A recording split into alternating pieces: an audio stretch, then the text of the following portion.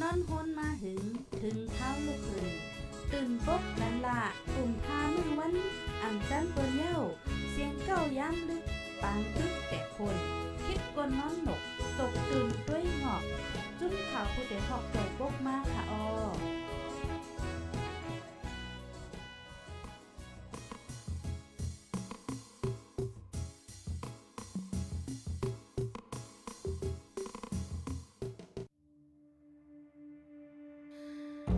หมากแม้งฟังเรียนแลมหมากกองจื้นย่ำอันนำแตกสีขึ้นไว้พ้องปางตึกปึงสังกัน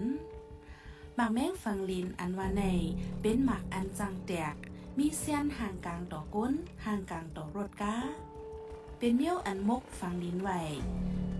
สังวาสีก็ไม่เหยียบยะอำนั้นเรียบไปจ้อมหิมหอมอันมีหมากแม้งฟังลินไว้นั่นเลยจึง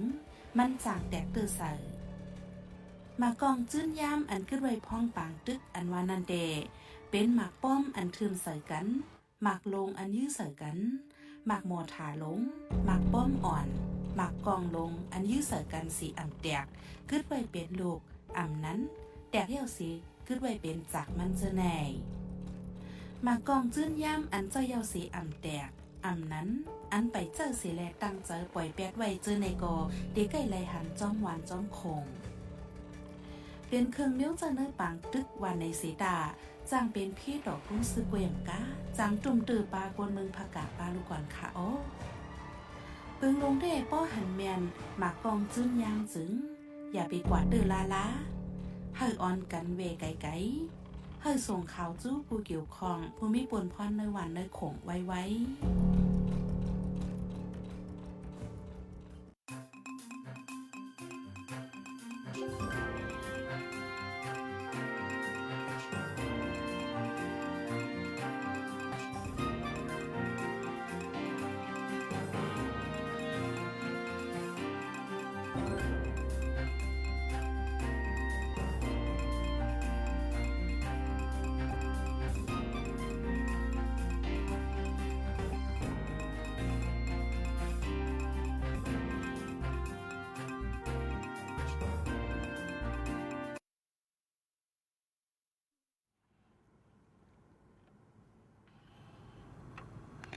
เหมือนจังเฮา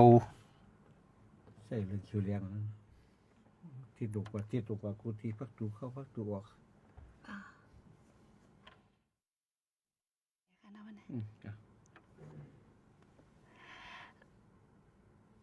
ะหมายสูงค่ะต้องดักหมายสูงถึงพี่น้องเฮาค่ะตั้งซิงกูก้นนะวันเมื่อไหร่ค่ะซื้อเข้ามาฮับยินถ่อมปัดเอ็ดปัดแห้งตีตาคงปล่อยเสียงผู้แต่เฮาเข้าค่ะแชนนิวส์นะคะเนาะอำว่าดีปิ้นตั้ง TikTok แล้วยก็ Facebook YouTube เฮาค่ะกูดีกูตั้งไหนค่ะ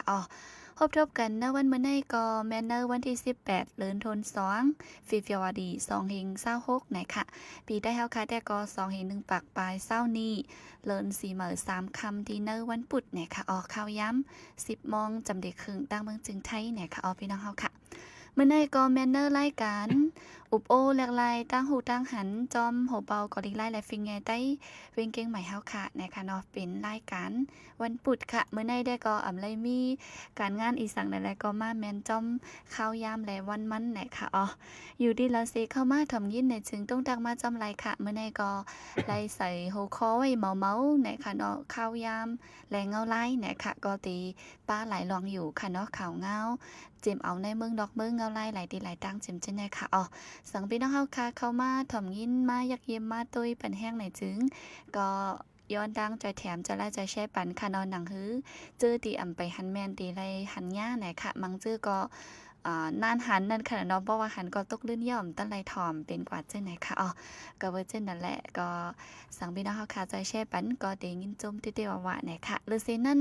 เหมือนเจ้าหนังตั้งหันถึงคออันไข่อุบโอค่ะเนาะกูอันกูมิวไข่ตองไข่ถามไรสังอ่ำนั้นไข่เรียกลายตั้งหูตั้งหันเจ้าไหนค่ะเนาะก็ต้องตักมาไรดีนะคอมเมนต์เฮาค่ะ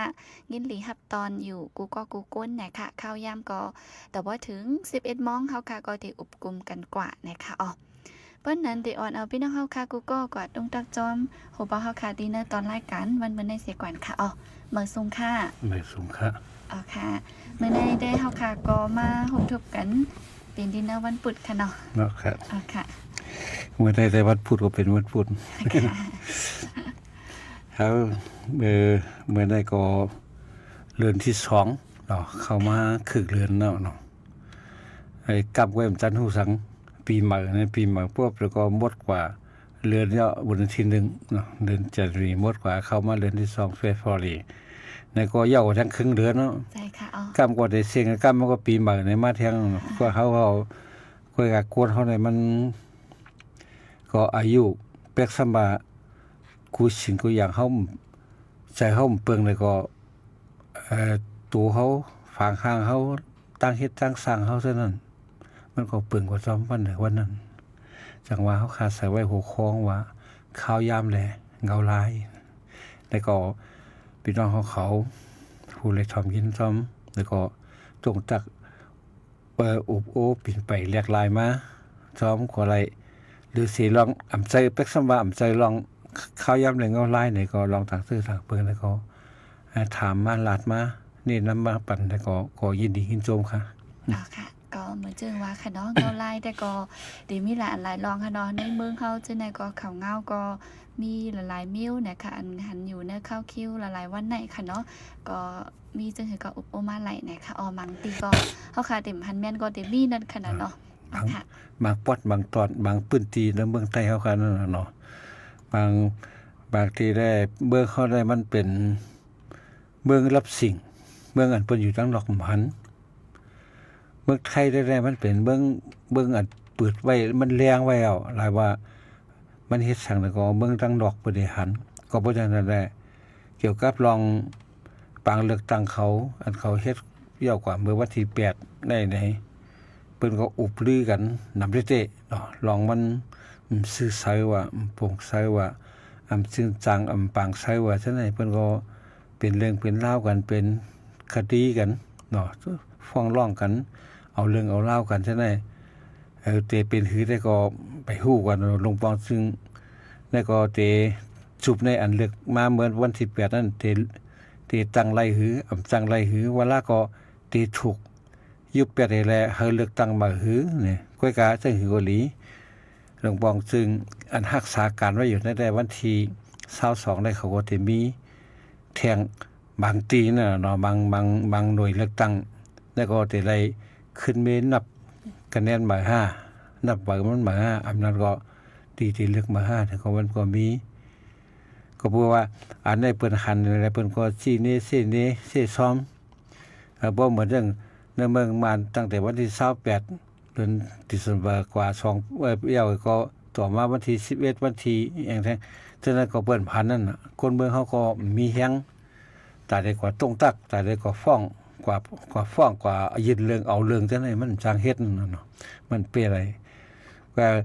เป็กสมัยนั้นก็เมืองไทยก็ตอนนั้นเขาก้อยกะเพราะว่าเขาเฮ็ดซ้อมปักเปิงของการเลือกตั้งในก็นอกเมืองก็ติมเฮ็ดก่อเขานั่นน่ะเมืองไทยเนี่ยก็เปิ้นมันเป็นเมืองปังเมืองแรงอะไรเพราะว่าเปิ้นเฮ็ดก่อเขาเนี่ยก็การค้าการขายว่าจังได๋คนติมเข้ามาผมเข้ามาแล้วก็ลองเฮ็ดหากินการงานว่ามันตั้งแต่เร็วการแอวต้องเตี้ยวว่าจังได๋ก็โคตรหายกว่าการค้าการขายเนี่ยก็เปิ้นก็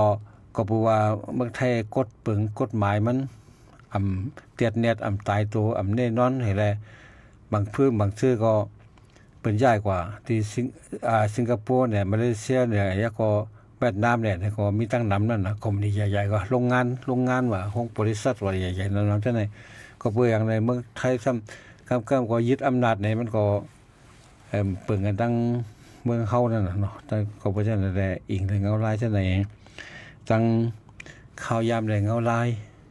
เมื่อเหลียวได้ตั้งติกุติในเมืองใต้เฮาอันที่เฮาข้ามหุ่มขันอันที่พี่น้องเฮาคาในฮู้หลายหันแม่นฉะนั้นอยากก็บางอันได้เฮาถามว่ามันใช่เรื่องใหญ่ไหนมันเป็นเรื่องใหญ่เต้ๆมันจังเลือกตั้งเลือกกว่าก็ย่อในมันใช่นั่นน่ะเมืองไทยได้ว่าเปิ้นหันดำในมันใช่มันแม่นได้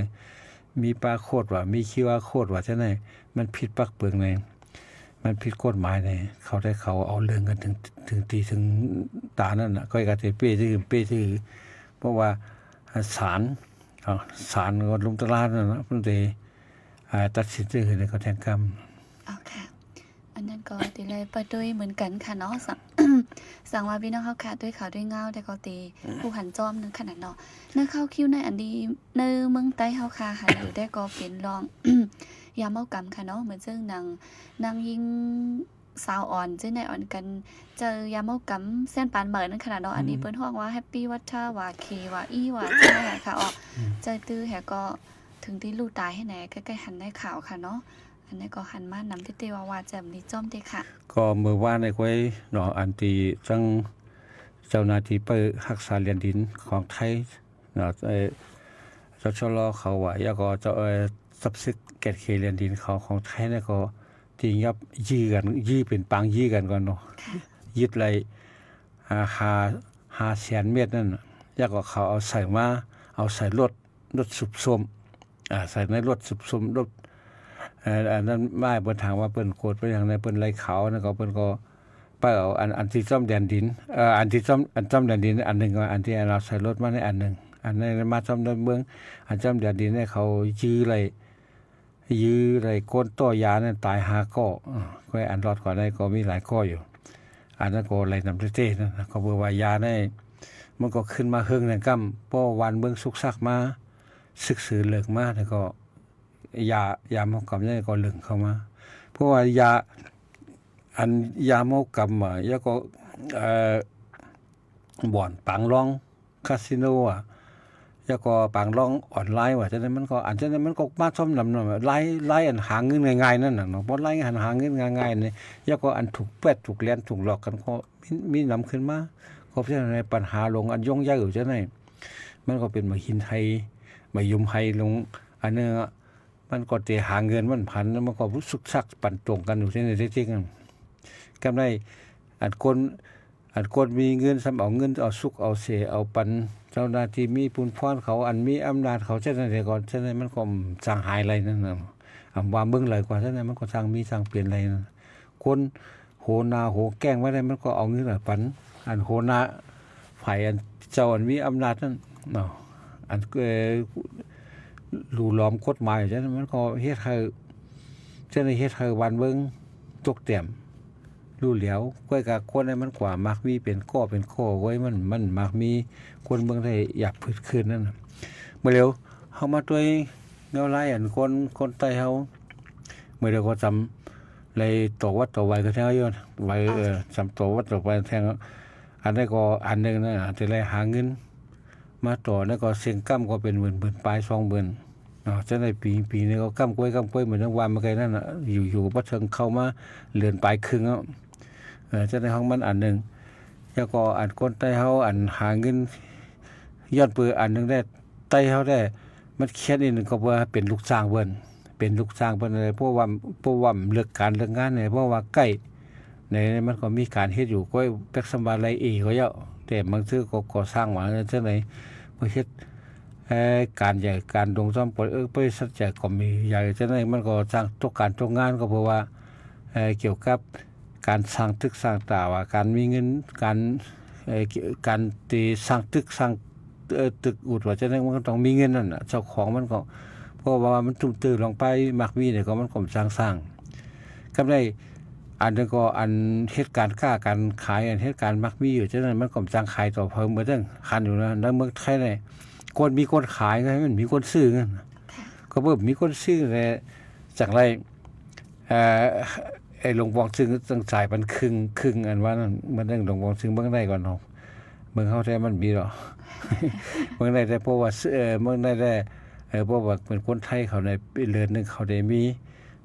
ด้จอยบรรดาหลายพันเนาะ 2,000 2,500 2,400อะไรจังได๋พวกเฮาก็จ่ายก็ซื้อของนี่ก็พอเฮาซื้อ20 บาทเนี่ยเฮาได้จ่าย10 บาทไว้เขาคนละครึ่งแล้วก็หลวงปองซึ่งจ่ายพันนี่นั่นน่ะต่อถึง เดือนนึงก็2,000 ปลายได้อันนั้นก็เขาเอามาเฮ็ดเอาเงินมาปั่นให้คนได้ซื้อได้จ่ายกันพร้อมกันก็พอมีคนซื้อมีคนขายก็กำลังขายต่อไปเพราะฉะนั้นได้ว่าวันเบิ่งก็ตกเตรียมลงอันโครงการโรงงานดีๆก็ฝ่ายนึงก็กฎหมายว่าปักเปิงของฉะนั้นมันดิมเย็นดิมเช้าได้เปิ้นก็ค่ายกว่าเมืองนอก ไข้กว่าที่เมืองกันกัดเย็นอีหยังก็เอาโคตรเท่านั้นมันก็ปลายหาที่กัดเย็นเหมือนแต่เฮาก็เหมือนกันลูกที่เมืองเลือดเหมือนค้อนเมืองใหม่ปลายมาหาที่กัดเย็นแต่เฮาว่าเมืองไทยกัดเย็นแล้วเนี่ยว่าพุ่นตามเมืองเฮาก่อนเฮาเมืองไทยกัดเย็นเฮาพุ่นตามเมืองเฮาได้แล้วไปแคมป์แล้วก้อยกาเพราะรู้จักคนไทยเนี่ยมันก็บอกว่าชั้นแต้มที่สุดนั่น อ๋อค่ะ ลองคู่ค่ายที่สุดว่าเฮาว่าก็เลยพอมาด้วย GDP เขาก็ตกเตี่ยมเมืองมานแท้งกว่าเมืองไทยเมื่อเดียวนะก็เพราะฉะนั้นการมักมีว่าจังได๋มันก็คู่ค่ายขึ้นนิดๆเนาะจังว่าเงาลายมันก็เรียกลายซ้อมคู่มือคู่วันเหมือนจังค่ำล่ะกูบอกบาทนึงหูเฮงมันก็สามารถถึงมา 12,000 แต่สามารถ7-8 หมื่นได้ก็แสนเนาะตั้งเขาได้บ่นับเงินตั้งเขาได้เป็นแสนหลายแสนหลายแสนก็เพราะฉะนั้นได้เงาลายมือได้มือข้าวยามมันแหลกลายในตัวเขาก็โดนแหลกลายซ้ำอ่ะมืออสถิติมือเขาวิ่งมือเขาเรียนกว่าพอเพิ่นเรียนไว้เขาก็จะเรียนแล้วเหมือนจังเขาขอรถอยู่เนื้อเส้นตั้งหลงนั่นน่ะพอตั้งหน้าเขาขอไว้ก็เขาก็จะเลยไว้ซ้ำเพราะเขาไว้ก็ตั้งหลังจะมาต่ำเขาก็บ่ได้นะมือข้าวยามแหลกลายในตัวเขาก็ถูกแหลกลายซ้ำมือข้าวยามมันปีนกว่าตัวเขาก็หลบไหลปีนซ้ำเพราะว่าข้าวยามมันปีนกว่าในเงาลายมันก็แหลกลายอ่ะเมื่อครูบอกเหมือนจังว่ามันก็เมื่อครูบอกเขาเงินร้อยนี่แกก็กินข้าวซอยใน20 บาทในอะไรกินอะไร5ก้อนนั่นบ่เหลียวร้อยได้ก้อเหลียวไว้พวกกำน้ำกำน้ำพวกน้ำหวานน้ำเย็นอะไรมันโป้ยพวกน้ำส้มน้ำหวานว่าชอบได้ไงข้าวซอยหวานก็7-80อ่ะเลิกอัน4-50เลยนะก็มันก็ตอนที่อิ่มมันเนาะจะได้พวกเอาอิ่มมาได้2 บาท5เลยก่อนแต่เดี๋ยวนั้นมันก็ลงเป็นสมการมันถูกอยู่เหมือนเก่าก็ของมันลงตั้งกินตั้งย่ำกูซ้ำกูเรื่องก็ได้พวกของลงดอกก็ได้พวกเงินมันทำมีกาเงินมันอันเฮาไรนั่นก็ซ้ำไรเหมือนเก่าก็อันใส่ซ้ำหรือเก่าเหมือนจังร้อยใน3ก้อนนี่มันพอกินวันก้อนนึงก็เฮาว่าก้อนในร้อยนี่มันพอกินพออยู่ในเมืองไทยก่อนเนาะต่อวันในตอน100นี่มันพอว่าเหตุการณ์วัน300ได้นะกำลังอ่านพวกขัดอยู่คออยู่เพื่อนแหนมีลูกมีเต่ามีลูกเข้าโรงเรียนแหนอาจจะได้เหตุการณ์3ก้อกิน2ก้อก็จานนะบ่เดี๋ยวนี้พอเฮ็ดก้อกิน3ก้อนี่มันใครไรเอาใช่ค่ะอ๋ออันในบ่มาด้วยในเมืองหลายก็ใครเหมือนกันค่ะเนาะเหมือนจังบ่อยู่ที่เมืองเฮาได้ว่าก็เหตุการณ์เมืองไทยแลเงินเลินนำประมาณนับเงินเมืองมานก็1เลิน15แสน5 20แสน5เนี่ยก็กาประมาณด้วยการจะจ่ายมันก็สูงจ้อมนั่นค่ะเนาะมันเหมือนกันตั้งว่าอันคนไทยเฮาลูกเมืองเฮาได้มาเหตุการณ์เมืองไทยเมืองเฮาได้เงินเหลือนเมื่อกูปักสั่งกันปาดเข้าวันออกวันหาเหงแต่เดี๋ยวได้มีไฟเฮ็ดระยะวันหาเหงเมื่อกูปักสั่งกันปาดเข้าก็ได้เพราะว่าเหตุการณ์เมืองไทยในวัน300ได้นำหนาวเพราะวัน300เนี่ยมันจังรัดกว่าเมืองไทยแล้วกาไอ้สั่งบ้านว่าเขาซอยหวาน6-70บ่ก็ได้มีแต่ก็อยู่ที่อเมริกาเขาก็กว่าอยู่อเมริกากันนี่เขาถามเขาจะได้ก็แคมน่ะเงินดอลลาร์เนี่ย$เขาก็ไล่เขาเงินไทยก็30ปลายเอาก็เขาใช้จ่ายก็เหมือนเขาก็เหมือนกันเขาการใช้จ่ายก็สูงเหมือนกันนั่นนะเพราะเขาใช้บาทนึงเนี่ยเขาก็ใช้บอก30 บาทมันก็จอกได้กาวสองแค่เป้งกันเพราะเขากินข้าวบอก70 บาทเนี่ยเขาก็เต็มบอก$2 $3มันก็กว่าจำไรมันน่ะมันจะว่าถ้าเขาก็100 บาทเขาสมัยเขากินว่าเขาซอย60 บาทเขา50 บาทนั่นไงเพราะ50 บาทเนี่ยเพราะ$มาเรียก$50เนี่ยมันก็ตี50 คูณ 30เนี่ยมันก็เป็น6 ปาก6 ปากเนี่ยมันสิ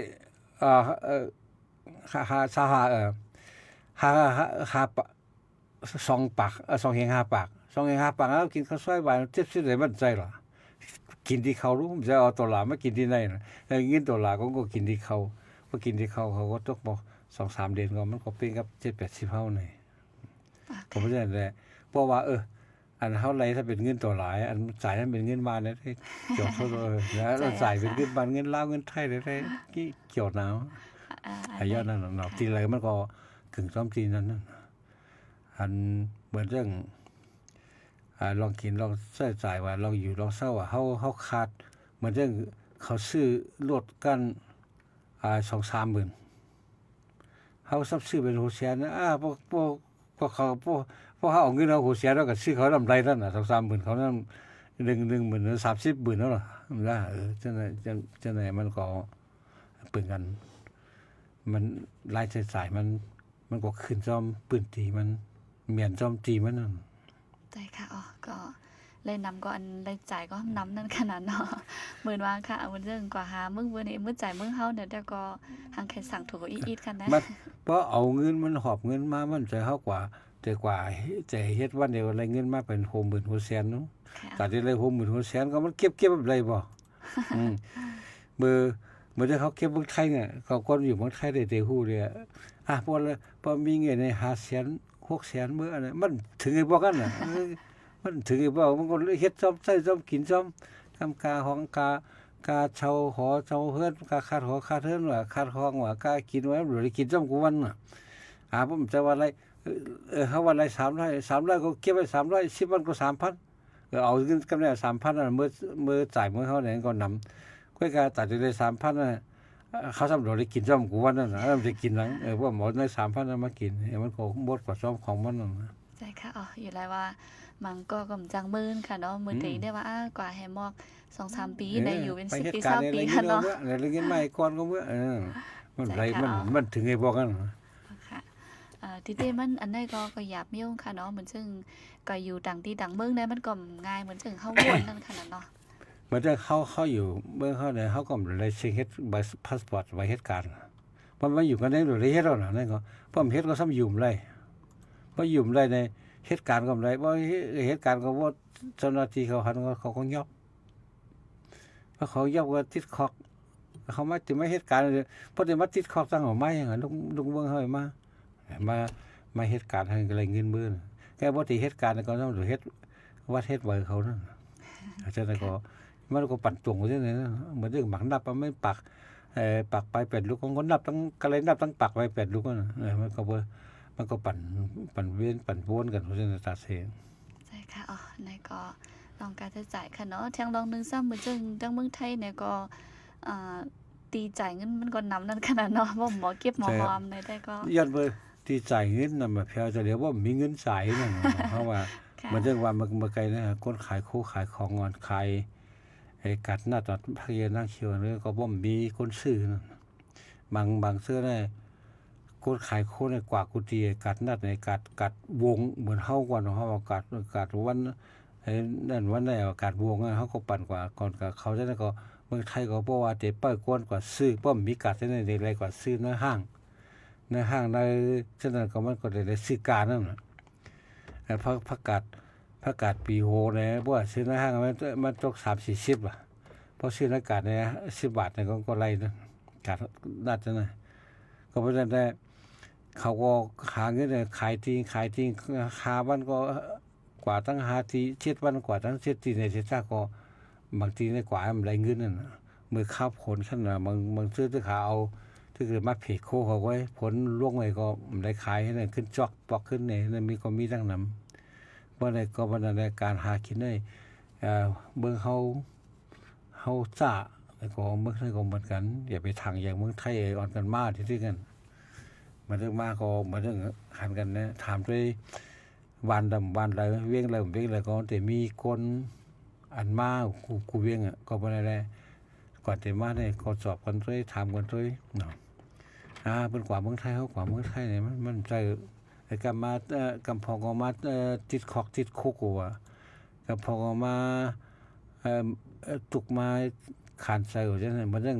คนคำเบียนแล้วก็มือเขาเปิดมือเข้าไปเมื่อนั้นเป็นคนย้อนจังต้องนำคำเบียนที่เฮาได้มันไกลนั่นน่ะเพราะว่าเชียงใหม่เนี่ยมันไกลทั้งคำเบียนเพราะนักท่องเที่ยวเลยนำกำไรคนย้อนในเมืองนี่เขามีแกล้งเขามี ปวดเลี้ยงเขาปวดเลี้ยงเขาได้กว่ายับเอามาก็กว่ายับมาก็ได้ไอ้เขาใจย้อนนั่นน่ะก็ได้เขาเอาก็วางไปนะลูกเจ้ามาน้ำบางทีแรกมาเขาก็ส่งวันคนย้อนได้ก็ไปกันไหนก็ไปกันไหนเนี่ยเขาย้อนอะไรวันกันไหนเนี่ยเขาบังคับด้วยนะก็ได้เพราะว่าคามาเนี่ยขับคามาเนี่ยก็เอาก็รถนั่นก็ห้ามเอาแต่บอกมาเอามานอนกอกกันเป็นทีเดียวกันเป็นห้องงานห้องอย่างเก็บของอย่างนั้นก็ได้เขาอันนี้ก็ก้นย้อนก็ไม่มีก้นกินที่จอกในเขานั่นนะถ้าเป็นก้นเปกินเขาเป็นก้นย้อนเนี่ยเขาก็มีรองรอนแล้วทางห้างอะไรมาร้อยก็อะไรเปิ่นเจ้านายเขาทั้งร้อยอะไรมาพันก็อะไรเปิ่นทั้งพันกำพ้องไอ้ว่าเป็นลูกอ่อนในรายว่ามือพ้องมันไม่อยู่กำลูกอ่อนในเพราะว่าหายผัดพอผัดเมเขามาแทบตีนแทบเอากว่าเอาเงียบกว่าก็ตัดตีนตัดมือไงเอากว่านั่งซ่อมโหสะพานร้อยจังได๋ให้เปิดเลยหันให้เปิดเลยอีหรูเปิ้นปันนั่นน่ะเนาะให้เปิดเลยอีหรูก็เพราะฉะนั้นเมื่อพ้องนั้นมีหลอนหายน้ำแล้วก็ทางอันก็ตั้งเบิ่งขี้ก็ซื้อไตว่าซื้ออย่างจังได๋ก็มีตั้งนำนั่นซื้อไตกำนำได้ไตแล้วเขามาซื้อไตซื้อไตจังได๋เก็บงอบเอาเก็บตีเอาจังนั้นหลักเอาลูกอ่อนมาจังย้อนเพิ่นนั้นนะเบิ่งใครก็มันก็การหากินเนี่ยมันง่ายเนาะกำในหลายที่ปอดยุโรปเขาปอดตะวันออกกลางเขาจังได๋ก็มันก็มีปัญหากันมาอเมริกาก็มีปัญหานี่แล้วมันก็ขึ้นภาษีขึ้นคอนเนาะขึ้นคอนต่อเมืองจังได๋แต่ว่าต่างบางเมืองก็ในยุโรปเขาซะมันเป็นเจ้าเงินน่ะนะป้อมกว่าขายโคป้อมเอาก็ขายเมืองเขามันจักก็ขายแล้วเนาะก็นั้นได้ทางอันก็เฮ็ดออกมาโคของจังได๋ก็จะเย็ดมาขายมาขายในเมืองไทยจังได๋ก็ได้เมืองไทยเนี่ยพอได้มาเฮ็ดโรงงานได้มาเฮ็ดโคออกเลยกาขันมันกาหรือเสียนอันเฮ็ดมาเมืองหั่นกาขันอันเฮ็ดมาเมืองเลยเป็นซั่นว่ามันขามมันทวนแล้วก็มันก็ใช้ไหลดีอยู่นั่นน่ะเฮาว่า2 เดือนว่า 2-3 เดือนเนี่ยก็ยังดีเสพวกอันนี้มาทางเมืองนอกให้มันก็เตกลางสิเป็น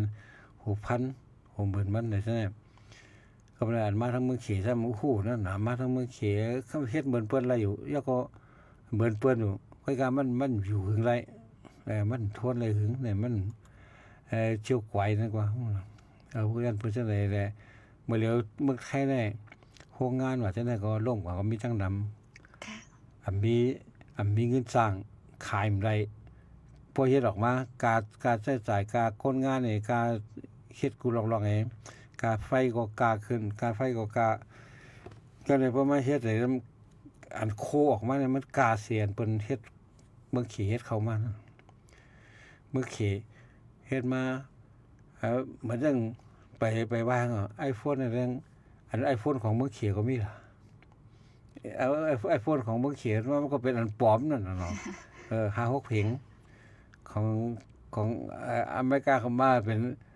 30,000 ออกมาก็ 30,000 อาจจะไหนมันคนกันคนอันมีเงินได้มันก็เสื่อนอันปลอมอันแก๊กมันใช้อะไรก็ปองใช้อะไรก็เลี้ยบ่กันนั่นก็แต่ว่าเป็นคนมีเงินได้เขาก็แข่งกันซื้ออันดีอันแค่มันอ๋อค่ะก็เมืองแขก็เขาก็มีหลายเส้นค่ะเนาะเหมือนจึงว่าเพราะว่าในเมืองเขาได้ก็เป็นทางมิวเฮ็ดเข้มๆนะคะเนาะใจในเมืองเขาแต่ต่างเมืองได้ก็เฮ็ดนั่นขนาดนั้นบางเขาก็มีอยู่3อย่างนั่นน่ะอ๋อค่ะอันนึงก็ขายในห้างอันดีกว่าอย่างดีใช่มั้ยอันนึงขายซ้ำร้านอันนึงขายซ้ำแพลตฟอร์มขายซ้ำตังค์เหลือเขาละเหมือนจังของบางทีบางร้านเนี่ยฮะดูอันเขาขายคู่ย่อยของย่อยจังได๋20 บาทอัน20 บาทมันก็อันเดียวกันอย่างว่าคันอัน20 บาทจังก็มีทั้งนั้นอาจารย์มันได้เพิ่นพอเขาซื้อในห้างในมันก็30-40น่ะบางอันนะบางอันก็50-60บาทซั่นน่ะบางอันก็เป็น100ก่อนก็ที่เพราะว่าเขาขายอันที่เขาขายร้านย่อยๆจังนั้น20 บาท1อย่าง20 บาทเนาะงาน20 บาทเนาะอ๋อค่ะ ก็กาจิตใจก็เหมือนว่ากาค่ะเนาะย้อนนั่นแหละตัวเหลียวในเหมือนเจิงวางค่ะ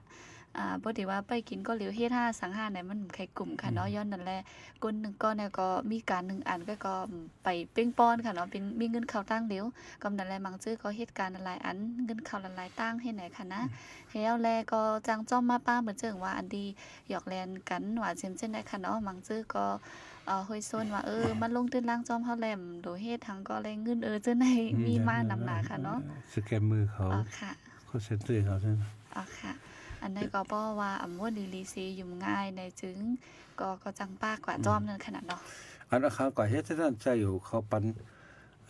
เรือน4-5 หมื่นนี่ก็เขาออกมาขึ้นแล้ว ใจค่ะอ๋อ เพราะเขาว่าได้เขาก็ได้อยู่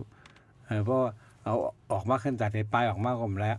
กว่าเขาเต็กเขาขังไว้ก็เฮียอะไรเขาก็กูข่าวเขาโหนั่นเนาะก็ออกขวาในเตหู้ที่อยู่ที่อย่างเขาเตหู้ล็อกเขาเนี่ยเขาก็เลยว่าปันให้ออกมากำดำได้จอมมาอย่าไปว่าคนในเมืองใต้เขาก็ล่ะต่อคนไทยก็ยากกิน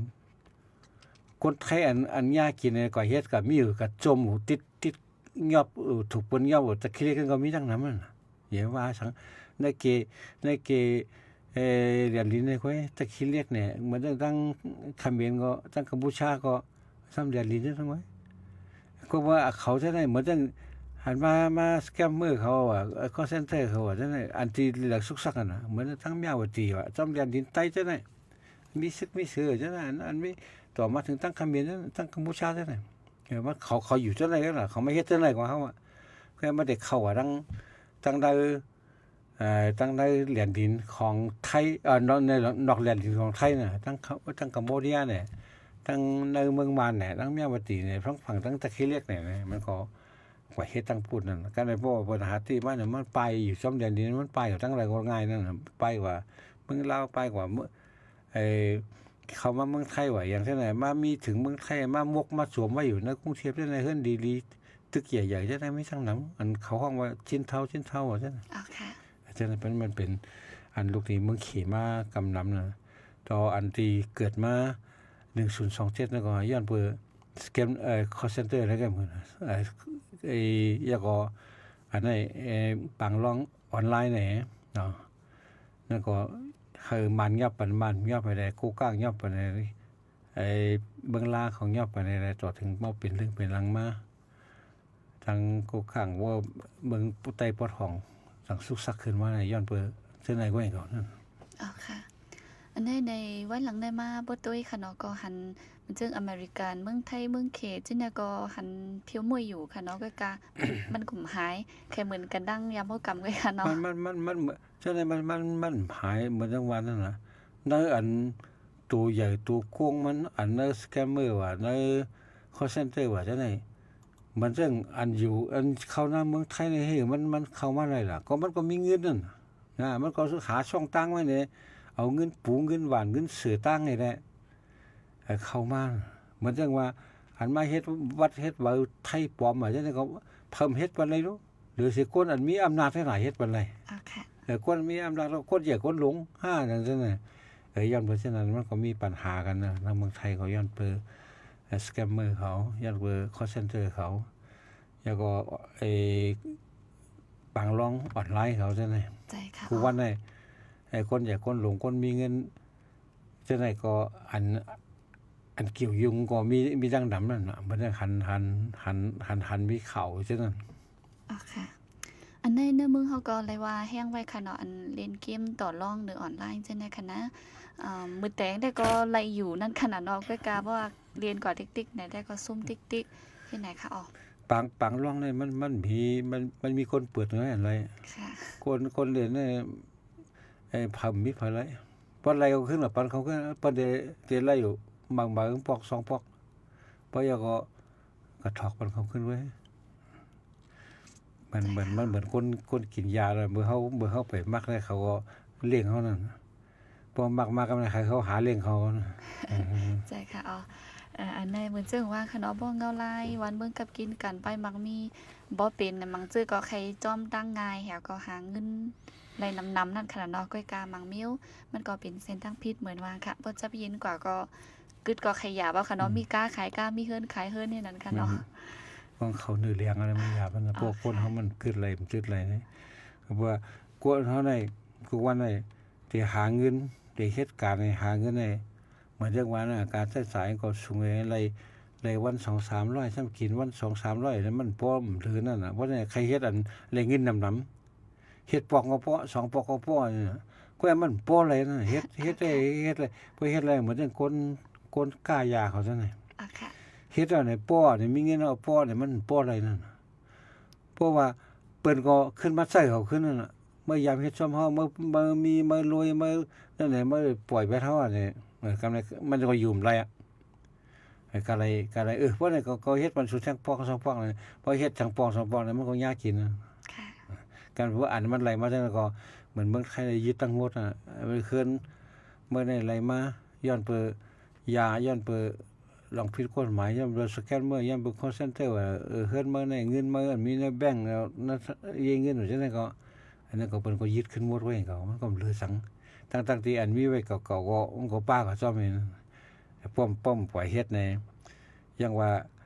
มันก็โตมันก็ไหลตุกหน้าเฮือนก็ไหลแตกลูกเมฆก็ไหลเป็นน้ำห้อยน้ำห้องแล้วก็ทางอันก็บ่เร็วแน่ไอ้คนไทยนี่มันขออันนึงก็ว่าคนไทยก็ว่าคนนางยิงใครมีลูกอ่ะ ค่ะ ใครแต่งงานใครเอาผัวเอาก็เอาจนทั้งว่าใครมีลูกอ่ะเฮียงไหนมันเป็นการใหญ่การดงกันแต่เลยมาเร่งระหว่างนะต่อถึง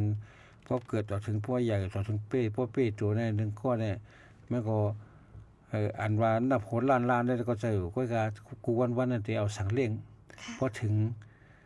เลขตัวใหญ่5-6ขบเลขตัวใหญ่ต่อถึงพอเป้ตัว2-3ขบ2-3ขบลูกใส่กว่าโรงเรียนบ่กว่าโรงเรียนก็โดดใส่ใจอ่ะต่อถึงพอพอเยาเหมือนเดียวเมืองไทยได้เยาปริญญาอะไรปอตีก็เหตุการณ์อะไรในอีสังมันมีการปันเฮ็ดนั่นปีในเมืองไทยในโหแสนมันอันเขาเยาสุมคูนี่ปอตีนี่มันปอเจ้ามาก็มันก็เหตุการณ์มีการก็มีกว่าได้แต่ก็นอกเลยสิว่าคนแขนคนคัดใสเหมือนบางก็ได้มันเยาการเยาโรงเรียนมาก็มันก็ได้กว่าเหตุการณ์นั้นมันเยามามันเยาตั้งครูมาก็มันได้กว่าเป็นครูมันก็ได้กว่าเฮ็ดสังที่เห็นจำเป็นเฮ็ดอะไรในมันก็เฮ็ดอันเท่าที่เลือกกันดังนั้นเลือกเสียว่าเป็นหมอเนี่ยอินจิเนียร์เนี่ยฉะนั้นไงไอ้เอนจิเนียร์ก็เพราะว่ามีชื่อมีเสียงของเพิ่นก็เสริมแล้วเหมือนจังคนหมอเนี่ยจังได้เพิ่นก็โลนั่นน่ะเนาะห้องยาแล้วก็มันก็เป็นนางพยาบาลเนี่ยแล้วก็การสร้างก็ถูกๆไอ้ลุมลาคนไข้แก่กินซังลุมลาคนไข้คนเป็นก็กินซังลุมลาคนเฒ่าฉะนั้นก็หรือฉะนั้นได้ต่างชื่อต่างไม่ว่าอันนี้เป็นอันเหตุการณ์บางมีจังได๋บ่มีเงินของข้อยจังลงทุนของข้อยนี่มันผมจังก็เฮ็ดปกติก็เฮ็ดลุงดองไปมันนำหลากว่าเนาะโรงงาน1ตีได้มันก็เหลือเสียโรงงานอันเหตุการณ์แบกนักขามนักได้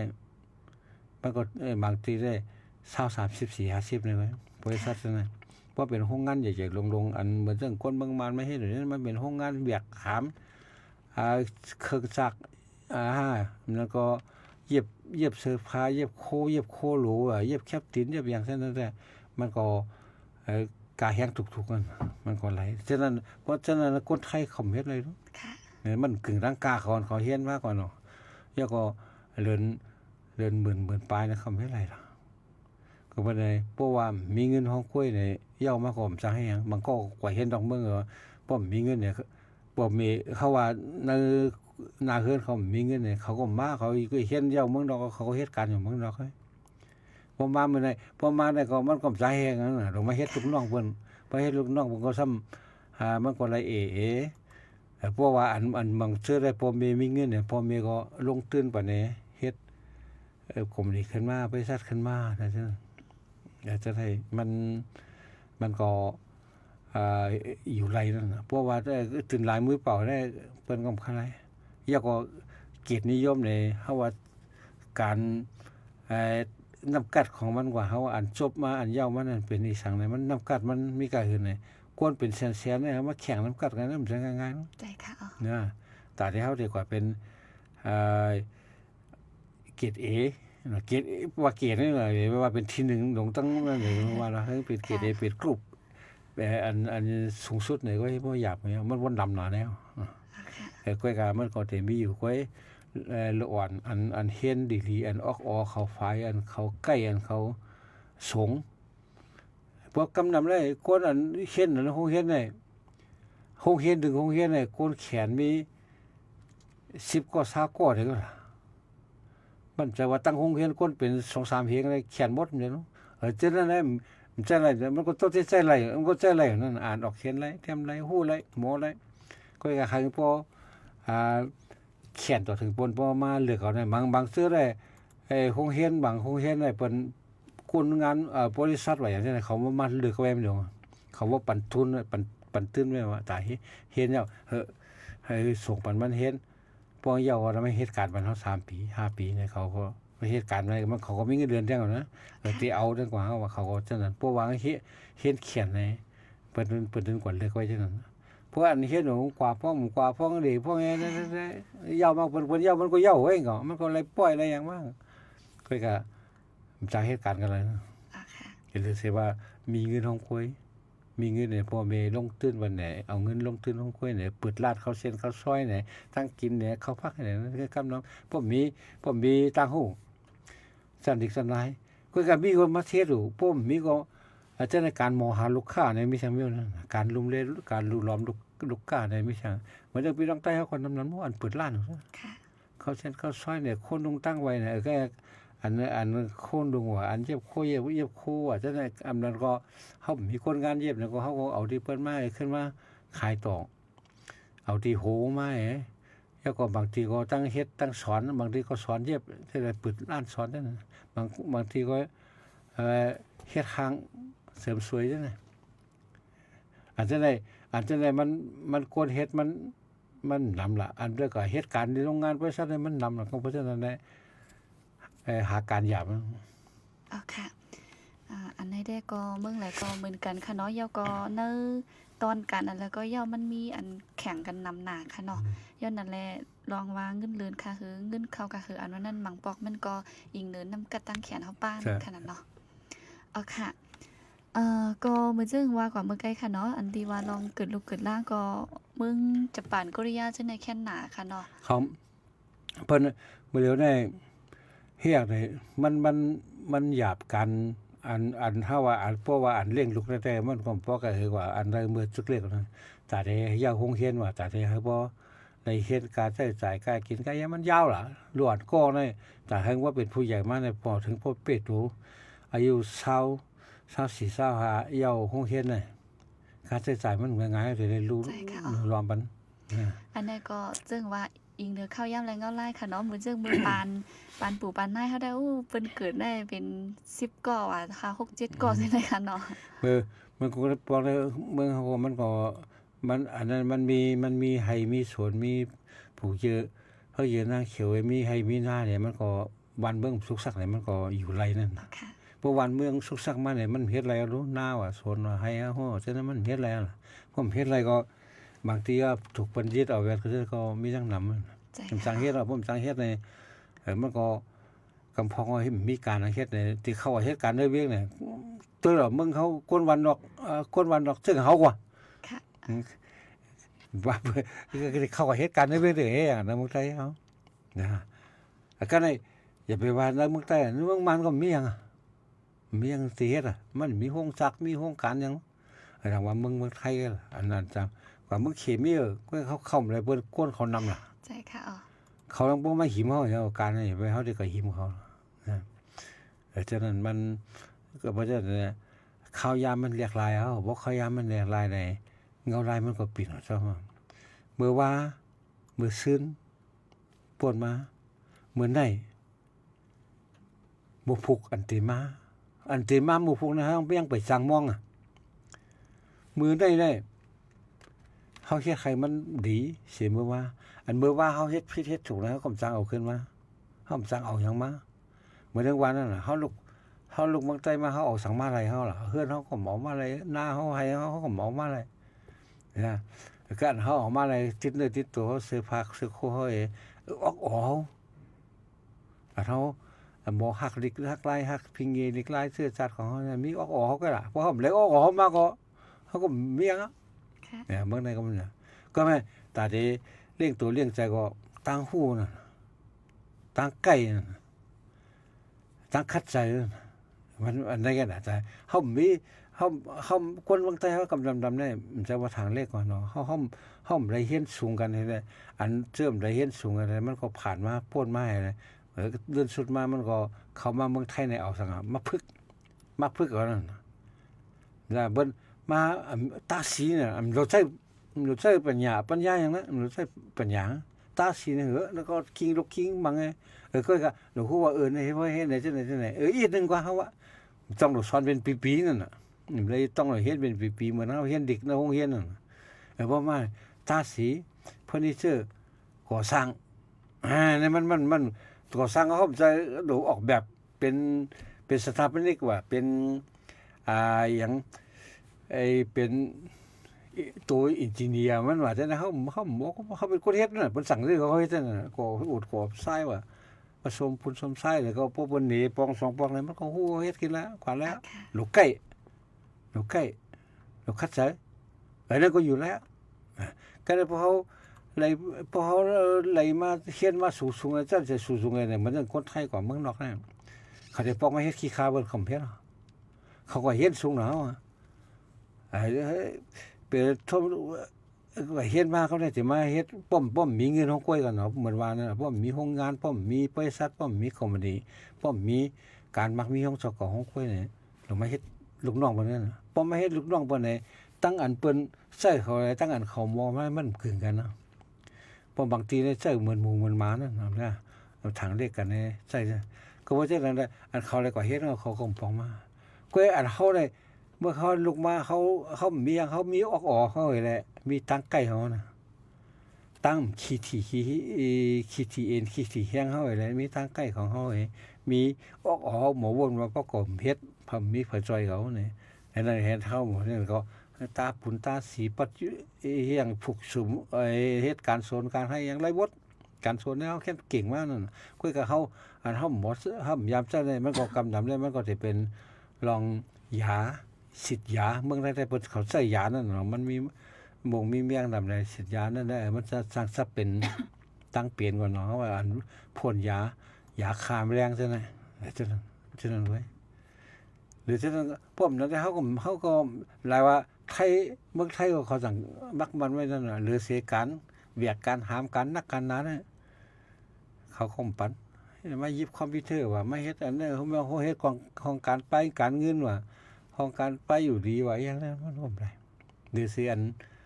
ที่คุมไว้แล้วจอยแถมเลยพวกไทยนี่มันเลยอ๋อค่ะค่ะนั่นก็เป็นได้หลายรองค่ะเนาะ พี่น้องค่ะถามมาก่อนหนึ่งค่ะเนาะยิ่งเงินหอมดีอ่านด้วยค่ะเนาะก็กะว่าเหมือนป้อป่องใจดีค่ะเนาะใครถามลองสั่งฮู้ค่ะเมื่อซุงค่าในอถามใครย้อนถามพองย้อนสั่งแลปืนเอาก้นก้อนหนึ่งมาผุยในปืนตุ้ยค่ะนะคะว่าย้อนสั่งแลปืนเจอลาวเทียมสีเอาผุยในปืนตุ้ยก้นก้อนนั่นนะคะเนาะอันนี้เป็นเรื่องอันลำฮู้ค่ะเนาะเอาลาวเทียมมาผุยเป็นปืนตุ้ยอ๋อค่ะเอาใครว่าได้เอาเพชรเอามาเปิดเพชรเนี่ยนี่คือจึงฮู้ค่ะนะยิ่งถอมก่อมบ่ป่องลองตั้งดีค่ะเนาะส่งมาทางกำเขียนมาทางกำเขียนมาทางกำเขียนมาทางกำนึงค่ะเนาะอันนั้นก็ตกข่าวตกเงาหือในขนมตั้นฮู้ค่ะนะลองได้จะมาข้อนี้มันเหมือนเรื่องการเขาอันนั้นจะเป็นป้วนเปลี่ยนส่วนไรนั่นน่ะเราเมืองไทยมันจะตัวอย่างออกมาตีเหมือนน้ำฮู้นั่นเนาะอันที่ก่อนถามมาน่ะเป็นน้องเป็นปีอ่ะมั่วคือถามมันเขาไปเข้าใจว่าเหมือนจังแห้งมันผิดกฎหมายในเหมือนจังมือวันวาเลนไทน์เนี่ยในข่าวลือๆในเมืองไทยก่อนเนาะข่าวหลังนั้นน่ะอยู่ๆแล้วที่คนเหตุการณ์ที่ของวินในถ่ายห้างอัน พิธาดังนอกก้อยสู้มันกว่าเขาถ่ายเขาได้กว่าฮันนีมูนกันได้เขาได้เขากว่าเดเขาได้กว่าเมื่อฮ่องกงได้เขาเจ้าหน้าที่อันเหตุการณ์ที่คงไม่มีได้ถ่ายห่างเขาไว้แล้วในสมองมาเปิดในเบื้องนั้นเพราะว่าพิธาเนี่ยมันก็ชื่อเสียงใหญ่แล้วยามเป็นหัวหน้าปาร์ตี้ของก้าวไกลให้แลน้องก้อยอัชพรอรัชพรเนี่ยนั่นก็สั่นเป็นนางหญิงอันกัดแขนหมอมันก็เป็นอันนั้นก็ยูทูบเบอร์ว่าแล้วก็เป็นนักออกแบบว่านักก็ออกแบบได้นักเต้นได้ก็สิครับปลายมวนได้ไหนเกี่ยวกับลองเต้นลองยังแล้วก็อีกทั้งเป็นนางเอก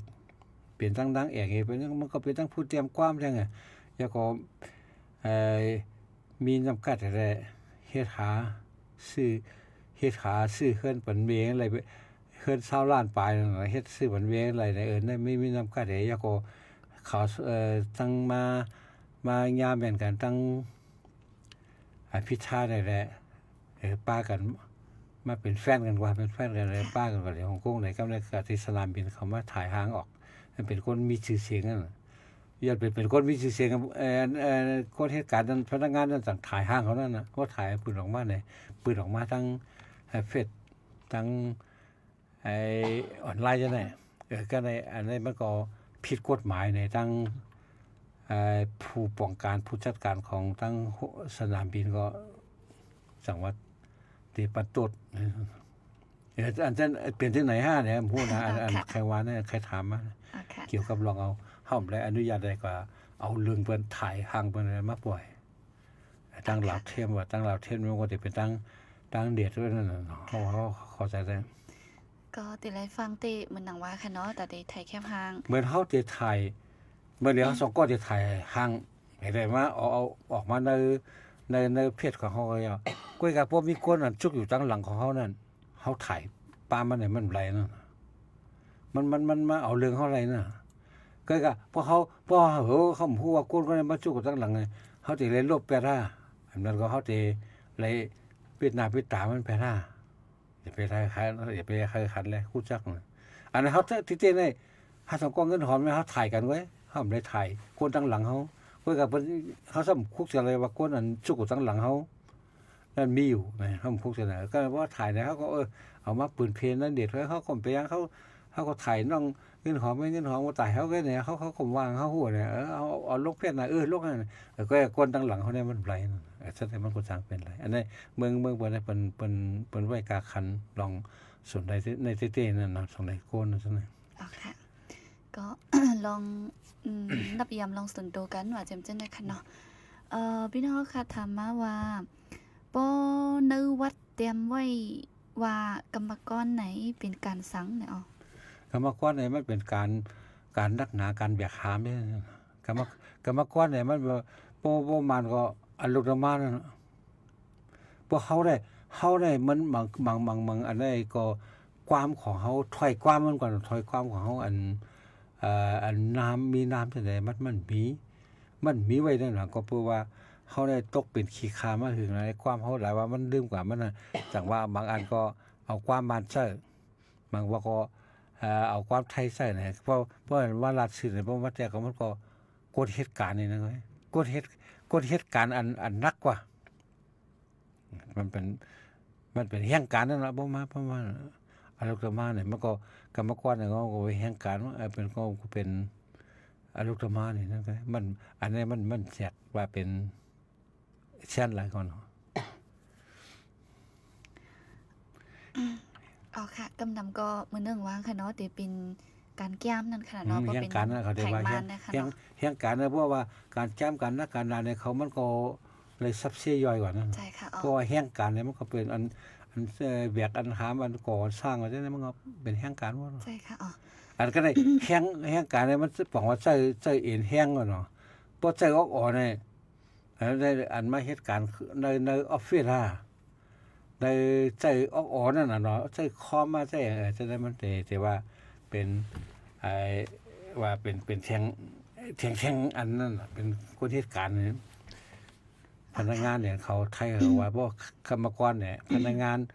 ของบริษัทเนี่ยอย่างนั้นมันสิต่างกันอีกนั่น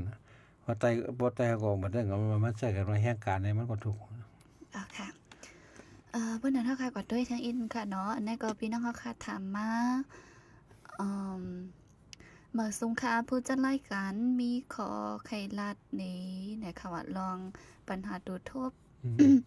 ญาปอเล่งนายจางซื้ออยู่นะคะและป้อแหมนะคะว่าเป็นก้นไต้เฮาหนังกันนะคะว่าซึ่งคือหมู่ค่ะเนาะญาปอเล่งนายจางป้อแหมจังนั้นค่ะเนาะใครว่าจัง อันใดตั้งมูลนิธิแมปเขามีทนาย ค่ะ อันนั้นให้ติดต่อว่าที่จังนั้นนะปันตั้งแมปนั่นนะ ค่ะ เพราะว่าตั้งนั้นเขาตั้งขึ้นมาเพื่อจะรูล้อมเปิ้แต่ได้รูล้อมเปิ้ป้าแห่งการนั่น อ๋อค่ะ แมปเขานั่น ก็ย้อนดังใจแถมกว่าค่ะเนาะกว่า ติดต่อ อุบ เขา กันด้วยนั่น นั่น เนาะ ลองตั้งมันเป็นชื่อนี่น่ะก็เลยเขามีทนายเขามีผู้ต่างว่าความไว้เขาได้ปรึกษาเขาได้หารือชื่อนั่น ค่ะ ปอมีตั้งออกห้อมฮู้นั่นน่ะนะห้อมฮู้เนี่ยเพราะว่าน้องเขาถูกโพดถูกอย่างนี้มันก็บ่ซื่อๆในนั่นเอาเรื่องอะไรนั่นน่ะ ใช่ค่ะอ๋อ เอาเรื่องอะไรเขาห้อมพี่แต่เดี๋ยวมันกวนเท่านั้นพวกกันแฮมกันจังได๋มันไรกันเนาะมันเอาเรื่องเอาถึงเรื่องเอาเรื่องอะไรหมาบมืออะไรนั่นติดต่อดังอันนี้มูลนิธิแมปนะ ค่ะ แมปฟาวเดชั่น อ๋อค่ะ ให้เขาติดต่อดังนั้น อ๋อค่ะ ก็ตักกว่าโดยตี ปอ เหมือนจังตีFacebook page เขาก็มีค่ะเนาะอันนี้เขาปล่อยเสียงไว้ค่ะเนาะตักหาที่นั่นออนตั้งก่อนไลน์นั่นค่ะเนาะเขาก็ติจังขึ้นสืบกล้องเหมือนกันนะ กล้ คะ อง นะ กล้องหาตัวนี้เฮา อ๋อค่ะ เฮาสนใจในสายตรงตั้งนั้นน่ะเกี่ยวกับรองกฎหมายแห่งการจังได๋แล้วเขาได้เป็นปุตาตั้งขึ้นมาปุตารุล้อมป้าปันแห่งการดอกเมืองเจ้าคือในเมืองน่ะ อ๋อค่ะ อันนี้ก็เหมือนว่าค่ะเนาะเพราะว่าเฮามีศูนย์เฮาเนี่ยก็เฮาก็หลุดไล่เอานั่นขนาดเนาะ มัน เอาค่ะ อาจจะมันผิดปักปึงมันผิดกฎหมายนะจนว่ามันผิดกฎหมายเพราะห้อมอะไรมีทางเพศอะไรกวนเฮาได้โป้กันแฮงบ่ได้เมืองเขามีเมืองเขาก็เอากันตายกับจังแฮงกันเมืองนี้มันไรกว่าเฮาอ่ะ ค่ะ เขาผิดหรือว่าเขาโป้ห้อมไรนั่นน่ะเขาผิดหรือก็ต้องดูเอาเรื่องเฮาปันตำรวจมันยาเพราะว่าอย่างเช่นนั้นเพราะเฮ็ดผิดก็เขาได้มาโป้เขาทุกเฮาได้ไร อ๋อค่ะ แต่ให้น้องติดต่อดังแบบนี้เช่นในปันยงวันกล้องวัน อ๋อค่ะอำนั้นก็พี่น้องเฮาค่ะติดต่อที่อันดีมาออกรายการที่เฮาค่ะเนาะ กำมาจุ่ม กำมา แห่ น้ ง อง การ เขา หิ้งค่ะเนาะเพราะกำ12โมงได้มาค่ะนะ อันนั้นก็ปีเขาก็ต้องหนึ่งรองแห่งการเจ้าในค่ะเนาะอยู่ยามว่าอุบด้วยคันตั้งเขาก็ตีจังกล้องปันตังตีหืออำนั้นก็ตีจังใจแก้ที่ถือเนี่ยก็มันก็ไล่นั่นค่ะเนาะ เขามันเกี่ยวทั้งเรื่องการนั่น อ๋อค่ะเหมือนสูงค่ะอยู่ที่น้ำลันสีทอมอยู่นะคะกาปัดเข้าที่เมืองใต้ได้1 วัน 20,000เยอะค่ะนะคะ กินต้มเนาะนั่นก็มันก็ถ้าตึกต้องเอาครับหาเองเลย ก็เป็นลายปุ่นเนาะค่ะนะ ซ่องเหมือนในทุกเกเราไทย ก็จะเป็นหมอกจำ200ปลายจำ200ซะแน่ค่ะเนาะ100ปลาย อย่างนี้ถูกที่เนาะยัง ค่ะ เพราะเสียนึงก็ 700 จะเป็น800ปลายค่ะเนาะ 800 ก้อนหนึงแล้วก้อนหนึงก็เหมือนกั แต่เขาว่า กัดเพลง 800 ได้ เนี่ย 800 แต่เขาว่า 800กันค่ะ ล่าม เนาะ มา800เพราะว่า 20,000แล้วก็ให้800สุก100ปลาย200เต็ม ร้อย ค่ะเนาะ 200มันถึงเหรอว่า ถึงพวกร้อยไปไอ้นั่น ค่ะ ร้อยไปยังถึงมีคนเฮ็ดหรือเพราะมันเบิ่งเขาก็เหมือนกันนั่นน่ะมันบางพวกก็การจ้างมันเอกก็อะไรคนเฮ็ดได้มันก็ว่าคนจ้างได้มันก็นำนั่นน่ะคนนั้นธรรมดาก็มันก็มันกูบอกได้เปิ้นเบิ่งเขาได้เปิ้นเดี่ยวกันเลยล่ะเดี่ยวกันนั้นว่าเขาก็ซอยมือซอยเอามือกันนั่นน่ะเนาะว่านกันนั่นน่ะ เฮ็ดต่อเฮ็ดเฮือนเฮ็ดโป้เขาปาดเขาได้เพิ่นมันกันเหนียวกันเหนียวกันเนี่ยมาช่วยเขาก็เอามือมันแหนวันนี้ก็ในเฮือนได้เฮือนเหนือเฮือนใต้สิปาดนะ20,000นี่ก็ได้ว่าประวัติตัวคนสร้างนี่ก็จะง่ายๆของเขา ใจ 20,000 ค่ะอ๋อกว่าคนเฮ็ดได้ก็ละเอียดนั่นค่ะนั่นนะ มันก็ถึงวัน300เนี่ย เอาค่ะยินหลีปันตั้งฮู้ค่ะนะคะว่าเนาะยินจมเหมือนกันค่ะเนาะเหมือนเจิงว่าค่ะก็กับสืบโดยหลายตีนั่นขนาดเนาะ แล้วก็มันต้องเข้ามาก็ว่าตอนเที่ยงตอนบ่ายมันก็ขึ้นก็ให้ติดต่อมาทางก้ามนั่นนะ อ่ะค่ะ ไป อ่ะค่ะมังจื้อก็อยู่ดีแม่ห้องสอนใจถ่อมนะคะน้องยินจมค่ะวันนั้นวันมื้อใดได้เฮาค่ะติมีบล็อกในก่อนค่ะเนาะข้าวย่ำหรือก่ออีกนึงยาวไหนค่ะอ๋อลื่นสุดจ่องที่ใครส่งสั่งถึงพี่น้องเฮาค่ะซึ่งหือพองค่ะ ตอนนั้นค่ะคือวันนั้นมันก็ปีนกว่าแรกกว่ามือว่าแล้วมื้อไหนมันก็เหมือนกันมื้อไหนแล้วมือผูกก็เตรียมเหมือนกันกล้วยกะมือว่าเขาป่วนมาเยาเฮาก็สั่งก็เอาสั่งมาขึ้นเอาอ่ะอันนั้นเฮ็ดผิดเฮ็ดถูกก็จะสั่งเอาสั่งมาผิดเอาก็สั่งเกก็ได้มื้อไหนแล้วเฮาเฮ็ดอันดีที่สุดแต่แคบที่สุดดีที่สุดบุญตาตัวเขาบุญตาตรงวงเขาบุญตาเสื้อสาเท่าวันเมื่อเขาก็ลีก็อันแล้วก็ไล่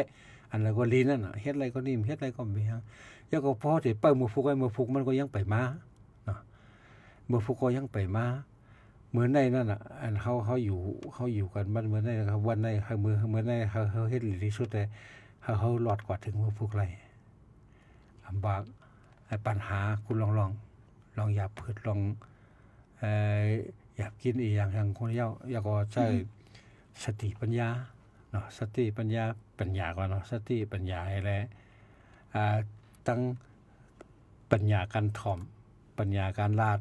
ปัญญาการเฮ็ดให้ตั้งเขาความกันตั้ง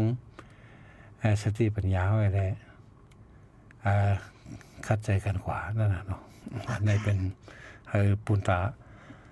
โตเจ้าก็เฮาอยู่รอดได้กว่าถึงบ่พุกอันเมื่อว่าได้เขาป่วนมาเขาอย่าไปก่อหวังสังใจใหญ่สังมันขึ้นอันเมื่อว่ามีเมื่อในเขาโดยเฮ็ดดีไว้ที่สุดครับค่ะก็บนน่ะไม่ได้มีหนังไหนนะคะเมืองจื้อก็อยู่ตั้งหน้าหวายสิถ่อมอยู่นะคะอ๋อเมืองใดค่ะเมืองไทยหมู่ค่ะนะ หน้าหวายพี่น้องหน้าหวายเอาใน อ๋อค่ะ ทางไทย อ๋อค่ะบ่น่ะดีลัดมามื้อไกลค่ะเนาะอย่าไปลืมไปมาถ่อมโปรแกรมให้ถามด้วยก็ไหลค่ะเนาะก็เดี๋ยวมีหมายฟงป้ากำเหลียวนั่นค่ะอ๋อโทรอุบจอม ความใดก็ไหลความมันก็ไหลความไทยก็ไหลนะคะอ๋อค่ะ ดันก็เคยลองปั่นไม้พ่นมาไว้แล้วกำมาก็ดันก็กำมาก็ทั่วเขาก็ได้กำมาก็ย้อนไม้พ่นเขาเอาไม้พ่นเขาปั่นเขาเองนั่นก็ใช่ค่ะอ๋อเมื่อนั้นรายการวันพุธเฮาค่ะแต่ก็มื้อในก็มีบอกในก่อนนะคะนะจ่องก้อยขึ้นมาทบกันแทงวงเดมาค่ะยินจมกูก็ดีอันต้องตักมาอุบโอมาจอมนะคะเนาะขอบใจอย่านำกูก็ค่ะอ๋อมาส่งค่ะไม่สำคัญ